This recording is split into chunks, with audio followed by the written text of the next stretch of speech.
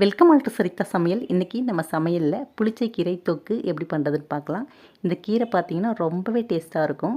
தண்ணி எதுவும் படாமல் நல்லா எண்ணெயிலே வதக்கி எடுத்து ஸ்டோர் பண்ணிக்கிட்டோம்னா நமக்கு எப்பெல்லாம் தோணுதோ அப்போல்லாம் எடுத்து போட்டு சாப்பிட்டுக்கலாம். 2-3 மாதம் ஆனாலும் கெட்டு போகாது. சாப்பிட ரொம்பவே டேஸ்ட்டாக இருக்கும். அதே மாதிரி நம்ம லஞ்ச் பாக்ஸ் கட்டுறதுக்கும் ரொம்பவே ஈஸியாக இருக்கும். இப்போ இந்த புளிச்சை கீரை தொக்கு எப்படி பண்ணுறதுன்னு பார்க்கலாம். இப்போ பார்த்திங்கன்னா ஒரு கட்டு கீரையை நல்லா க்ளீன் பண்ணிவிட்டு தண்ணியில் நல்லா வாஷ் பண்ணி சுத்தமாக தண்ணி எதுவும் இல்லாமல் வடித்து எடுத்து வச்சுருக்கேன். இப்போ ஒரு கடாயில் கொஞ்சமாக எண்ணெய் சேர்த்துக்கலாம். எண்ணெய் சேர்த்துட்டு இதில் 6 காஞ்ச மிளகாய் சேர்த்து விட்டு காஞ்ச மிளகாய் நல்லா செவந்து வர அளவுக்கு வறுத்து எடுத்துக்கலாம். காஞ்ச மிளகாய் பார்த்திங்கன்னா நல்லா செவந்துடுச்சு. இதை நம்ம ஒரு பிளேட்டில் மாற்றிக்கலாம்.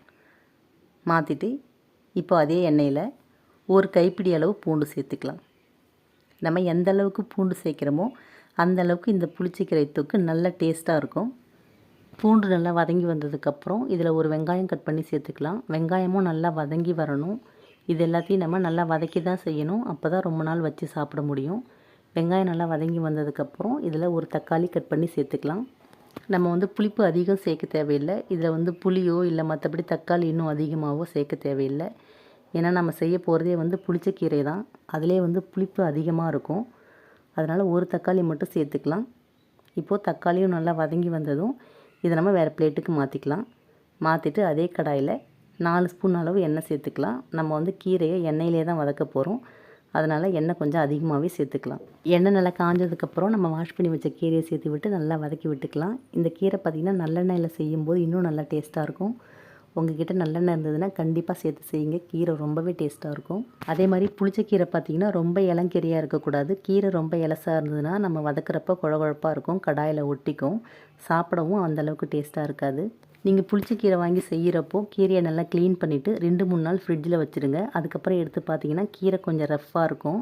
உங்களுக்கு வதக்கிறப்போ கடாயிலையும் ஒட்டாது, சாப்பிட்றதுக்கும் நல்லா டேஸ்ட்டாக இருக்கும். ட்ரை பண்ணி பாருங்கள். கீரை பார்த்திங்கன்னா 5 நிமிஷத்துக்கு நல்லா வதக்கி விடணும். கீரை நல்லா வதங்கி வந்ததுக்கப்புறம் நம்ம வதக்கி வச்ச வெங்காயம், தக்காளி, காஞ்ச மிளகாய், கீரைக்கு தேவையான அளவு உப்பு சேர்த்து நல்லா கலந்து விட்டுக்கலாம். கீரை நல்லா கலந்து விட்டு ஆற வச்சிடலாம். ஆற வச்சதுக்கப்புறம் இதை மிக்ஸி ஜாரில் சேர்த்து தண்ணி எதுவும் சேர்க்கக்கூடாது. மிக்ஸி ஜாரில் சேர்த்து கொரகொரப்பாக அரைச்சி எடுத்துக்கலாம்.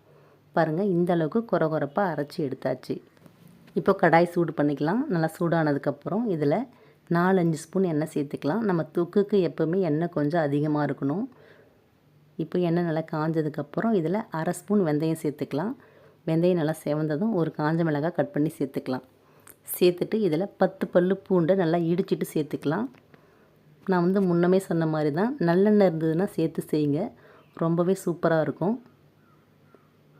இப்போது பூண்டு நல்லா செவந்து வந்ததுக்கப்புறம் இதில் பார்த்திங்கன்னா கொஞ்சமாக பெருங்காயத்தூள் சேர்த்துக்கலாம்.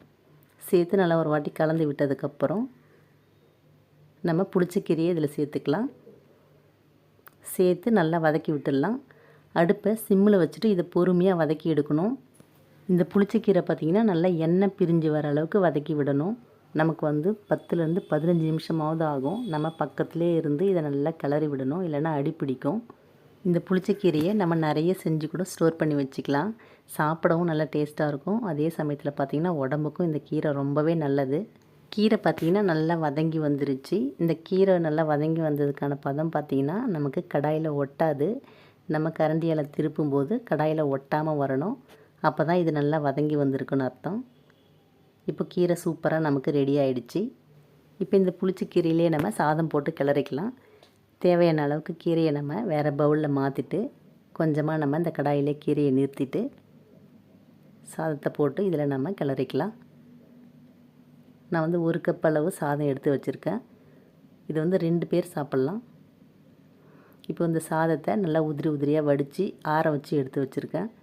இப்போ இந்த சாதத்தை இதில் சேர்த்து நல்லா கலந்து விட்டுடலாம். நல்லா கலந்ததுக்கப்புறம் 1/2 மணி நேரம் மூடி வச்சிடலாம்.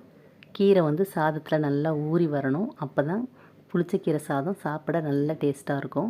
அதே மாதிரி நம்ம ரெடி பண்ணி வச்ச புளிச்சக்கீரை தொக்கை வெளியில் வச்சு 2 நாள் வரைக்கும் சாப்பிட்லாம். நீங்கள் ரொம்ப நாள் வச்சு சாப்பிட்ணுன்னு நினச்சிங்கன்னா ஃப்ரிட்ஜில் எடுத்து ஸ்டோர் பண்ணி வச்சுக்கோங்க. அவ்வளோதாங்க, சூப்பராக நமக்கு புளிச்சக்கீரை தொக்கு, புளிச்சக்கீரை சாதம் ரெடி ஆகிடுச்சு. நீங்களும் ட்ரை பண்ணி பாருங்கள். வீடியோ பிடிச்சிருந்தால் லைக் பண்ணி, ஷேர் பண்ணி, கமெண்ட் பண்ணுங்கள். என்னோட மற்ற வீடியோஸ்லாம் பார்க்கணுன்னு நினச்சிங்கன்னா சரிதா சமையலுக்கு சப்ஸ்கிரைப் பண்ணுங்கள். தேங்க்யூ.